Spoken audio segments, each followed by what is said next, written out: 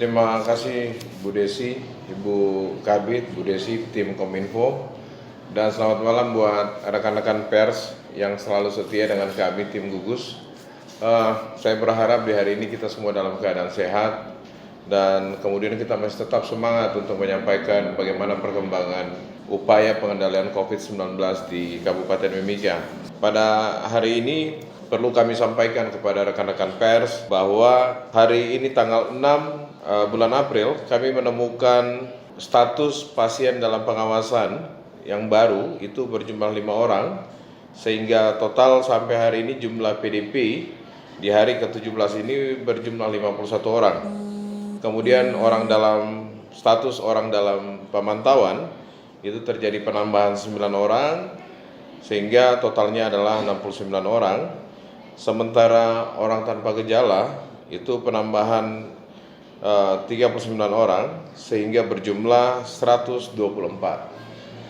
Teman-teman sekalian, perlu juga kami sampaikan bahwa pada hari ini salah satu pasien dalam pengawasan itu meninggal dunia pada siang hari tadi, dan pasien tersebut sudah dimakamkan, ditangani langsung oleh tim gugus tugas COVID-19.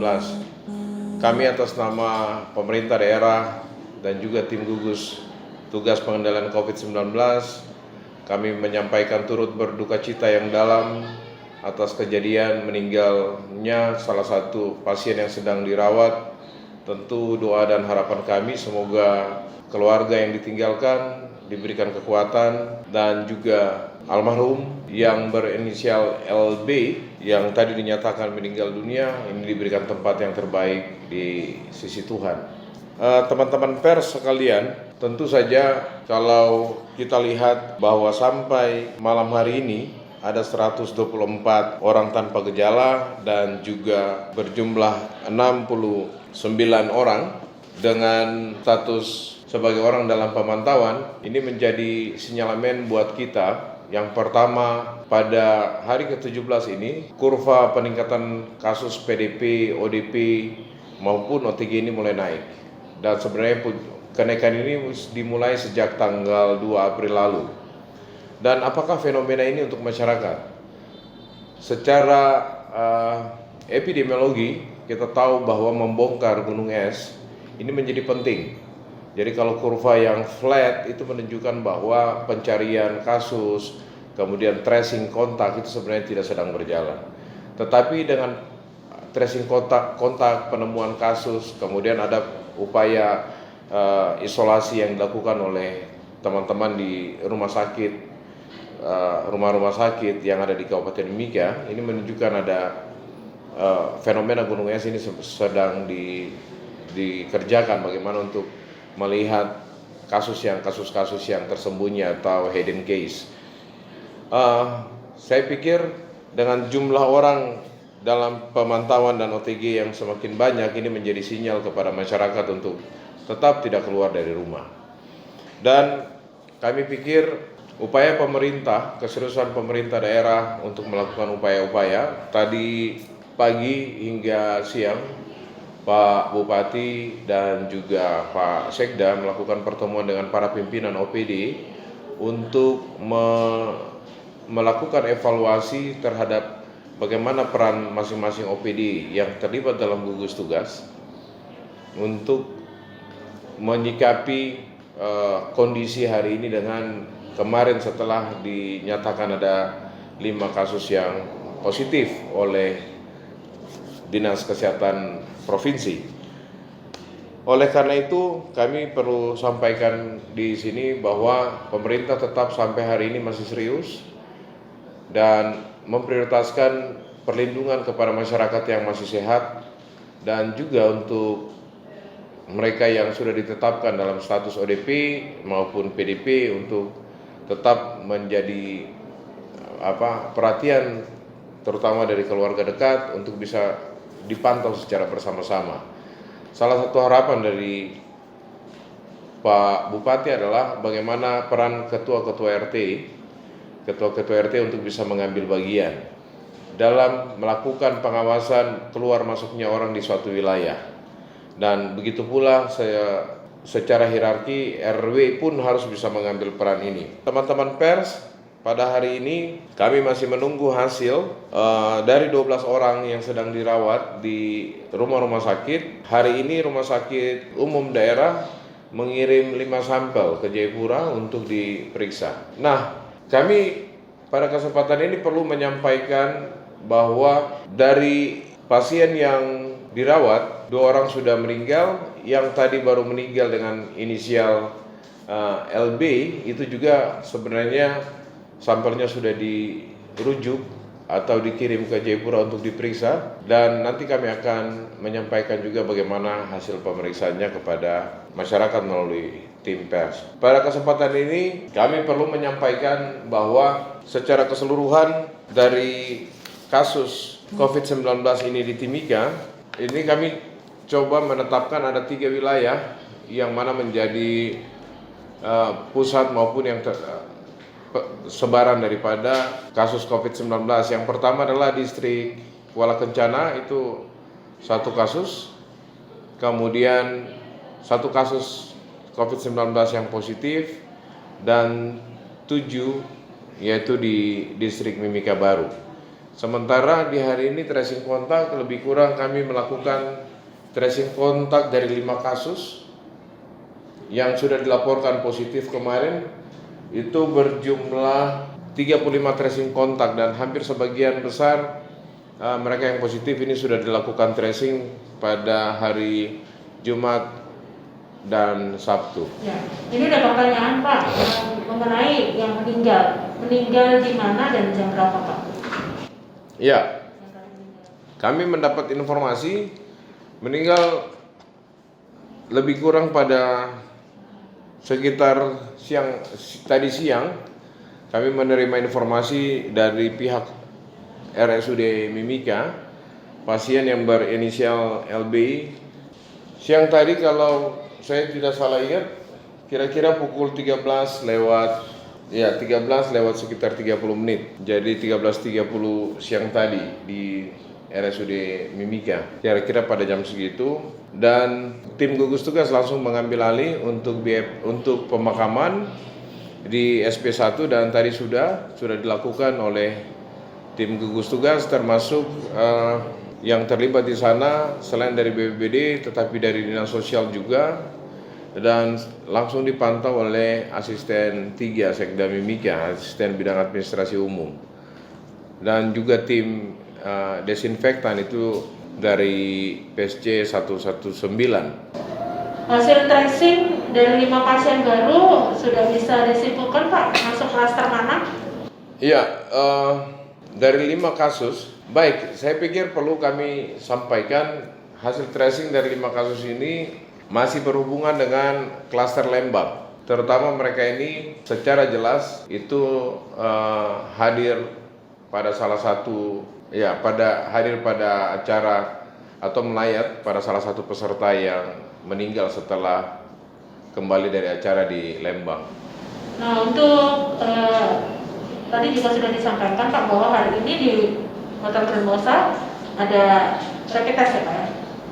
Iya, untuk semua pimpinan OPD, karena kita tahu bersama bahwa pimpinan OPD dengan tugas dan tanggung jawabnya yang tinggi harus hadir di beberapa waktu lalu di beberapa kota yang dinyatakan sebagai wilayah terjangkit. Ini perlu kita tahu juga, dan saya pikir di RSUD Mimika yang langsung datang untuk memberikan pelayanan testing.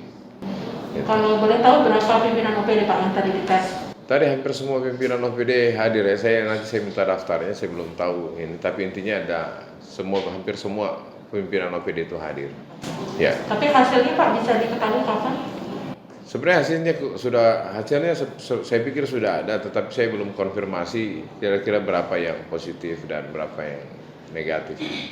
Ya, tes cepatnya. Tes ya. Ya. Baik. Nah ini Pak mengenai sebaran tadi dari distrik sempat disampaikan.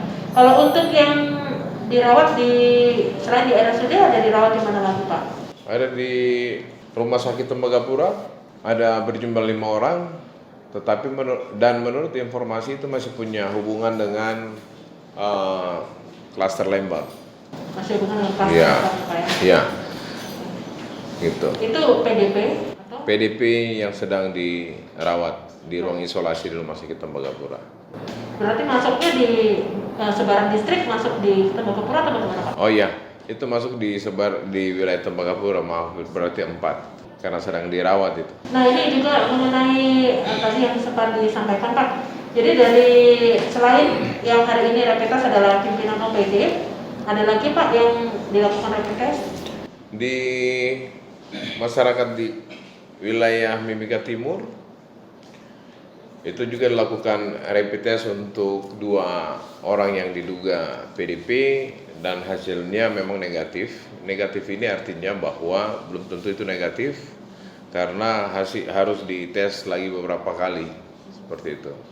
Sampai berapa kali Pak kira-kira? Jadi paling enggak itu 2 kali kalau sesuai protap. Setelah kontak hari kedua dan hari ke-14 itu harus dites dengan rapid test.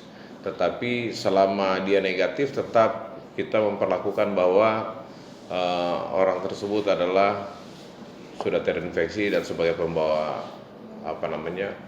bisa menyebarkan virus ini ke orang lain.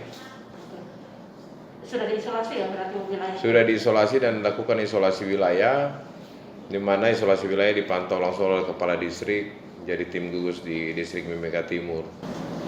Sudah masuk juga Pak di sebaran distrik begitu atau belum? Ya, sudah masuk di sebaran distrik. Oke, baik. Nah Pak, ini pertanyaan dari rekan-rekan. Untuk PDP, apakah semuanya dikirim sampelnya begitu Pak? Jumlahnya 51 orang atau bagaimana? Enggak, jadi yang sampai hari ini ya sampel yang sudah dikirim itu adalah 20. Kemudian yang sudah dilaporkan itu kan 8. Yang masih menunggu hasil yaitu 12, terdiri dari 10 PDP baru, yang mana ada 5 di RSUD dan 5 di Rumah Sakit Tembagapura, dan 2-nya itu adalah PDP yang lama yang kita ada menunggu hasil pemeriksaan yang kedua setelah masa perawatan, yaitu pasien 01 dan 02. Untuk yang lain Pak, PDP yang lain apakah nantinya juga dikirim sampel?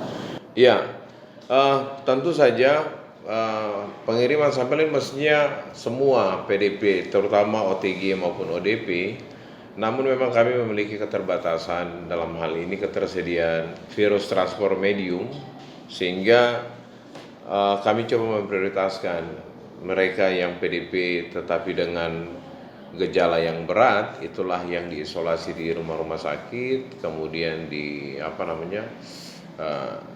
sampelnya diambil dan kemudian dirujuk. Idealnya semua PDP, ODP, OTG harus diambil. Dan yang paling prioritas adalah OTG dan ODP karena hampir sebagian besar mereka tidak menunjukkan gejala, tapi sebenarnya mereka ini bisa menularkan ke orang lain.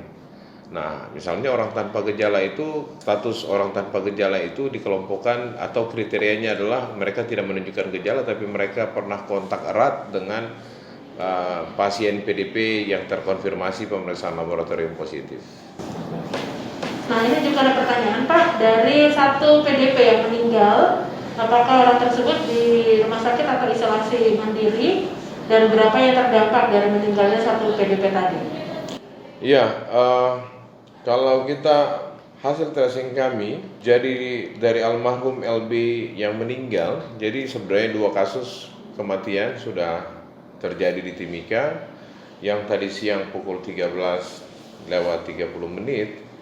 itu kalau kami tracing lebih kurang ada 3 orang yang kontak erat, dan kontak erat ini diantaranya 1 memiliki gejala yaitu punya riwayat demam, kemudian punya riwayat batuk dan sesak. Nah, kami masih tracing lagi nih dari kasus yang pasien yang meninggal tadi yang berinisial LB. Dari 3 orang yang tadi disebutkan Pak, yang terdampak itu semuanya sudah dikirim ya Pak sampelnya?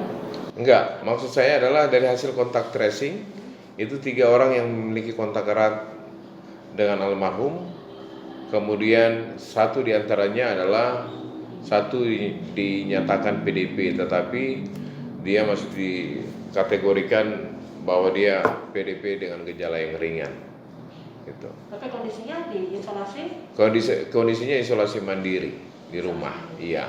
Untuk pasien LB yang meninggal, sampelnya kapan keluar, Pak? Mudah-mudahan besok bersama 5 sampel lainnya yang baru dikirim. Jadi sampel hari ini yaitu LB, kemudian RH, kemudian RA, kemudian TS dan RS. Jadi ada 5 sampel yang tadi pagi dikirim ke Jayapura. Semuanya itu di klaster Lembang? Iya, tetapi ada satu yang memang ini nanti hasilnya keluar, baru kami coba tracing kembali, karena ada riwayat juga satu kasus itu yaitu RA yang sementara saat ini diisolasi, berasal dari Makassar pada tanggal 17 Maret punya riwayat perjalanan dari Makassar, tetapi juga hadir dalam acara atau pergi melayat pada kasus kematian salah satu peserta yang dari Lembang. Nah ini Pak, untuk pertanyaan mungkin tadi teman-teman sempat terlewat Pak, dimakamkan di mana yang meninggal tadi dan alamat rumahnya di mana Pak? Alamat rumah LB ada di Jalan Hasanuddin, sesuai dengan data yang kami terima. Pemakamannya di TPU di SP1 Desa Kamoro Jaya. 4 jam selesai protap? Iya, tadi pemakamannya itu sekitar jam 5 sore tadi. Ada juga yang menanyakan Pak, mungkin tadi sempat kan bisa. Berarti LB meninggal di rumahnya Pak? Enggak, meninggal di rumah sakit. LB meninggal di RSUD Mimika. Ini soal masker Pak, apakah warga di Mimika sudah dianjurkan menggunakan masker? Ya, saya pikir setiap dari minggu pertama tim gugus bekerja, kampanye di mana-mana adalah menggunakan masker. Terus terjadi kehabisan masker, tapi kan sebenarnya ada solusi, yaitu physical distancing. Saya pikir itu. Jadi masker memang pada akhirnya menjadi utama juga, apalagi kita ada di tempat-tempat keramaian. Selain ngobrol berbicara dengan orang berhadap-hadapan, selain physical distancing, tetapi masker menjadi penting. Maskernya boleh masker kain atau bagaimana Pak? Ya, kalau hari ini kan trennya masker bedah, tapi ternyata ini sebenarnya masker kain tidak apa-apa. Intinya adalah bagaimana kita bisa menutup mulut dan hidung yang merupakan pintu masuk gitu, dan juga mata, pintu masuk untuk virus corona ketika kita kontak dengan orang atau kita menyentuh sesuatu yang sudah terkontaminasi dengan COVID-19. Balik lagi Pak, sejak kapan LB dirawat di rumah sakit? Pertanyaan rekan-rekan. Oke. LB masuk di rumah sakit itu sekitar hari Jumat. Hari Jumat minggu kemarin, tanggal berapa ya? Kemudian sempat dibawa ke tempat, tetapi kemudian untuk diisolasi di sana, tetapi karena punya riwayat penyakit lain juga yang ada komorbid, jadi akhirnya dikembalikan ke RSUD. Tadi rapat evaluasi ada rencana perluasan pembatasan sosial kan tidak Pak? Mengingat naiknya kasus. Ya, saya pikir begini, kami sudah siap bahwa dalam minggu mulai tanggal 2 dan dalam minggu ini sampai minggu ke depan itu kasus mulai akan bermunculan satu persatu. Tetapi kalau kami lihat alurnya, paling banyak adalah sebenarnya klaster Lembang. Mudah-mudahan tidak ada klaster lain.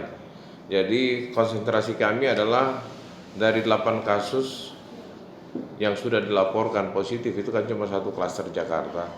Klaster Lembang kalau kami bisa selesaikan ini, dan kemudian semua tracing kontak yang sudah dipantau itu bisa menunjukkan perbaikan, saya pikir akan lebih bagus itu.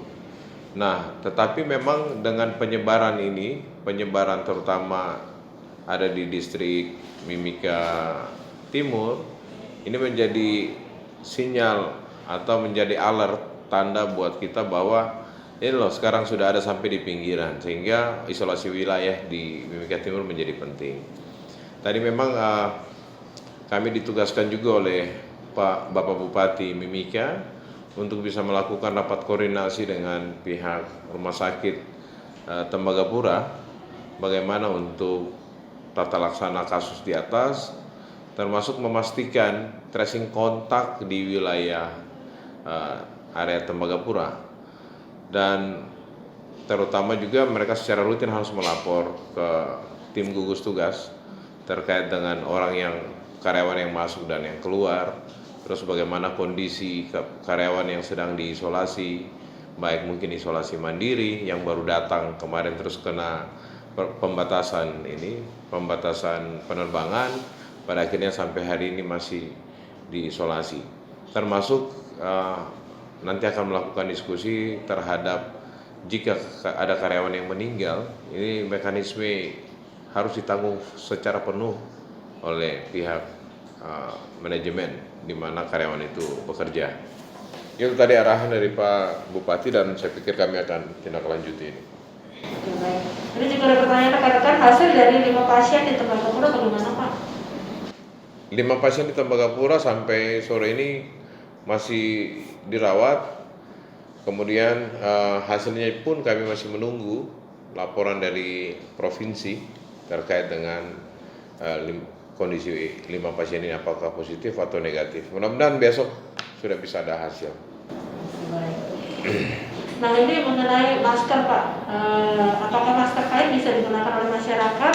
Ya, saya pikir bisa, syal bisa digunakan. Jadi memang kondisi hari ini sangat bijak jika kita alangkah sangat baik kita memanfaatkan barang-barang yang mudah kita dapat untuk digunakan sebagai masker, contohnya kain atau syal, selendang itu bisa dipakai.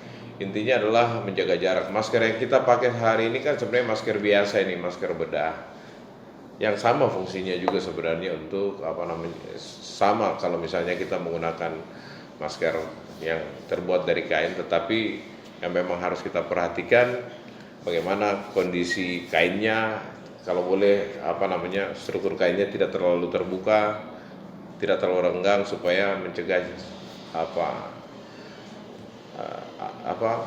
droplet yang menempel nanti pada akhirnya bisa dihirup lagi atau bisa menyentuh di bagian mukosa mulut atau mukosa hidung.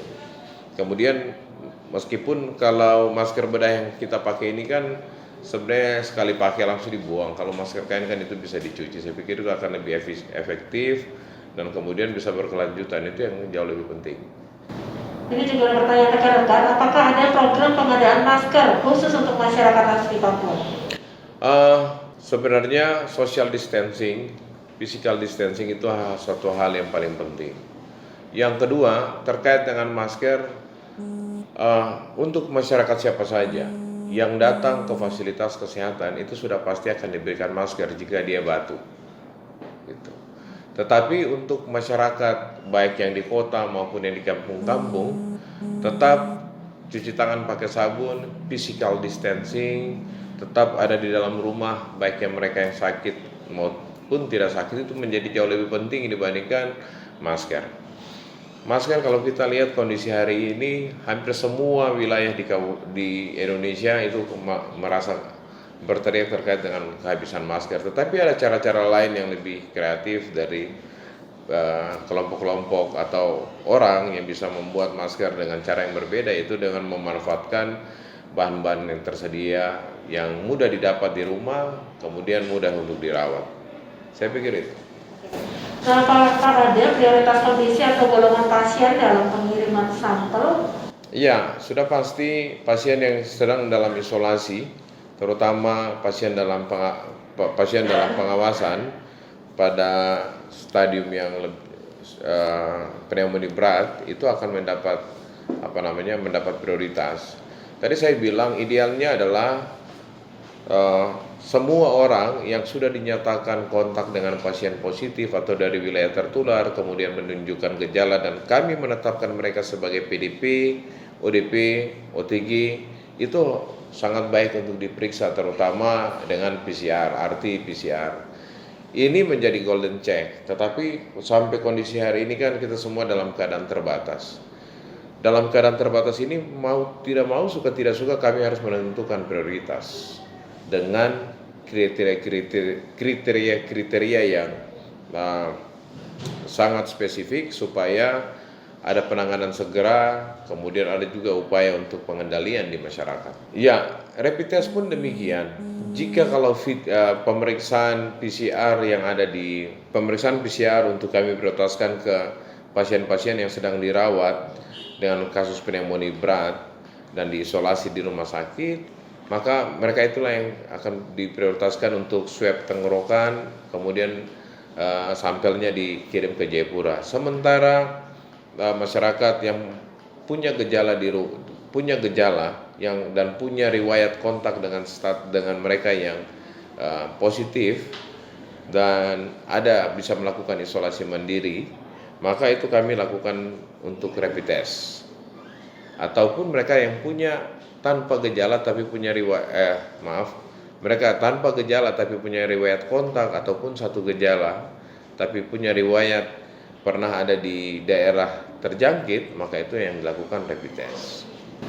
Oke Pak, apakah ada sikap tegas dari tim gugus melalui koordinasi dengan stakeholder dalam pengawasan dan penertiban warga yang masih berkeliaran di tengah angka kasus dan temuan tracing kontak meningkat? Iya, salah satu penegasan dari Pak Bupati beberapa hari lalu sampai tadi siang akan ada pengawasan yang sangat ketat dan sanksi. Bila perlu, sebenarnya begini, kondisi hari ini pembatasan sosial yang dilakukan bukan itu hanya untuk memenuhi kebutuhan pokok masyarakat, tetapi fakta yang hari ini terjadi, toko-toko bangunan masih buka, ojek masih ada di sana sini, ini mestinya tidak boleh nih. Penyakit ini dia berpindah ke satu orang ke orang lain itu karena pergerakan manusia, karena pergerakan penduduk. Nah, jika aktivitas kota jalan seperti ini, saya mau ingatkan lagi bahwa mereka yang pernah kontak dengan pasien yang sudah dinyatakan positif, ini makin lama jumlahnya semakin bertambah. Sampai hari ini sudah 124 orang dan mereka ini tersebar di mana-mana. Yang juga mereka ini tidak disiplin. Gitu. Ditambah dengan masyarakat yang tidak disiplin, maka ini akan membuat masalah virus corona ini tidak akan selesai. Tadi Pak Bupati melakukan perintah tegas, yaitu diminta untuk Satuan Polisi Pamung Praja dan juga TNI dan Polri untuk bisa membentuk tim, lakukan sanksi.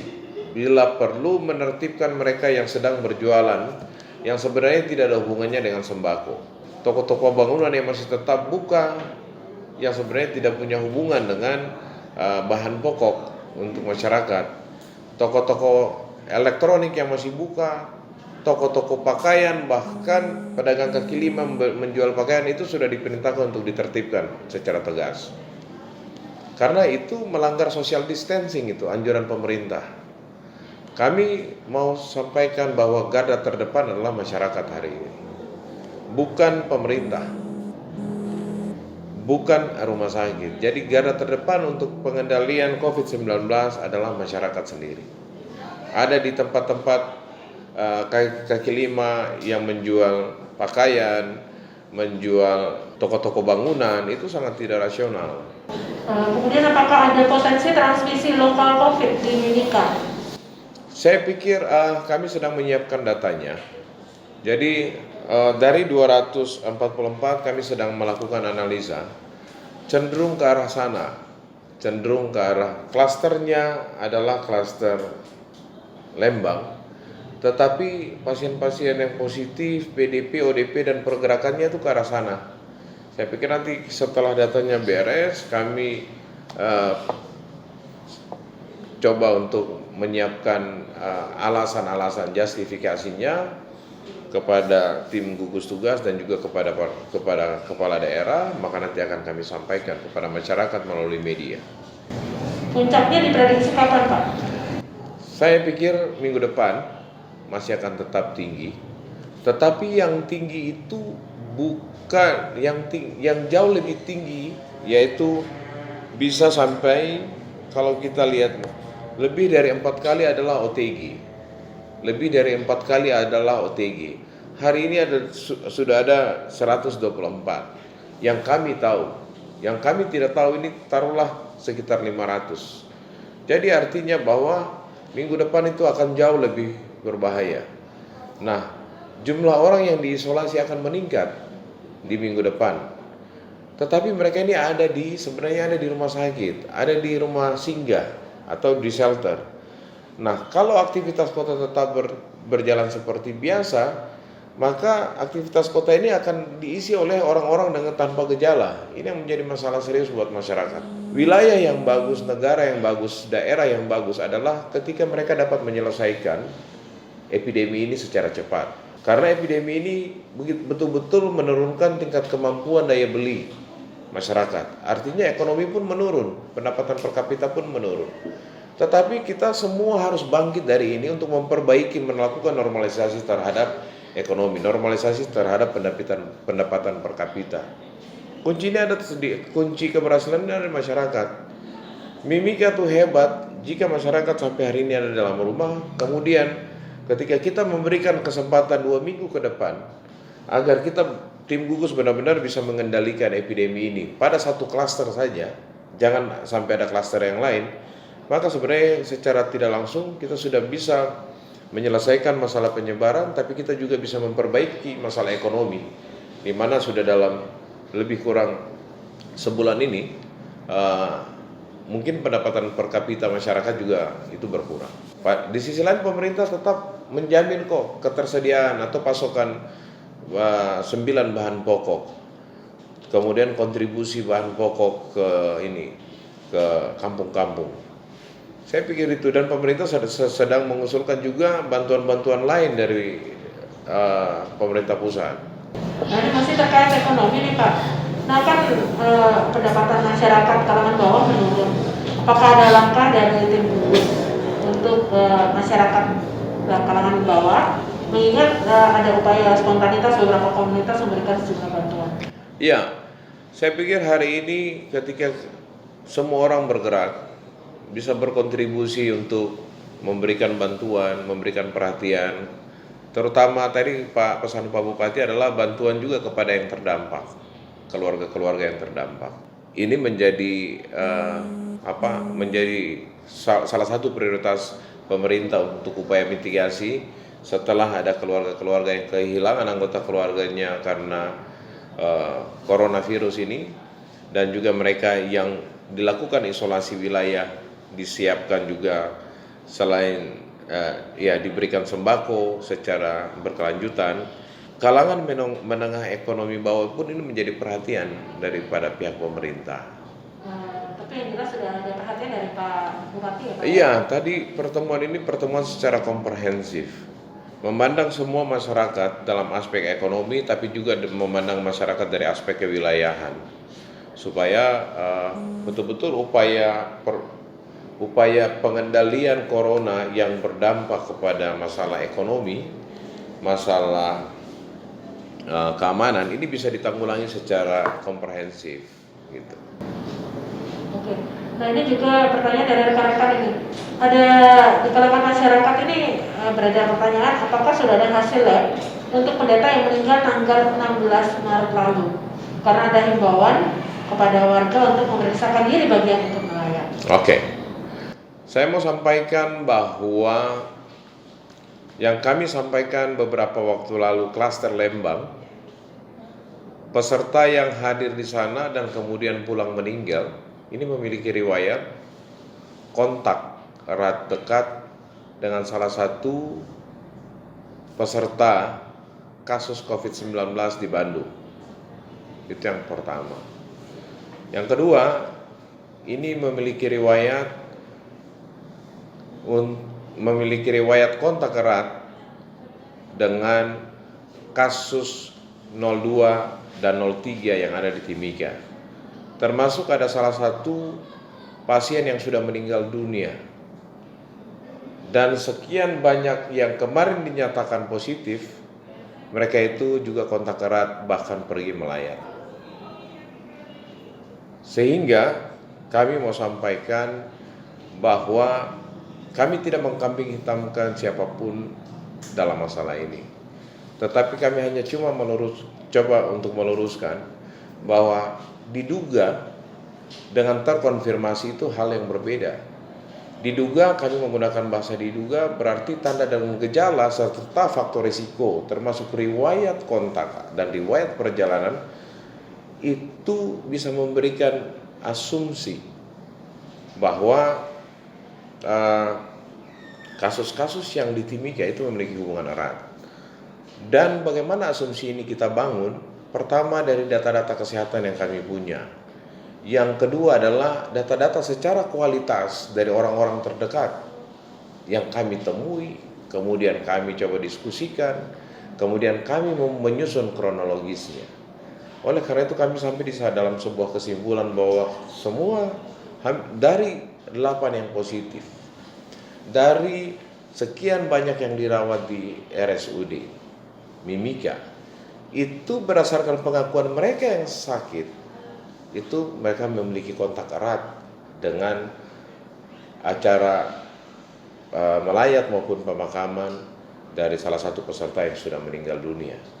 Dan harus diingat juga bahwa kami memiliki informasi bahwa mereka yang pergi melayat dan bersalaman atau bersentuhan itu pun sakit meskipun mereka melakukan isolasi mandiri.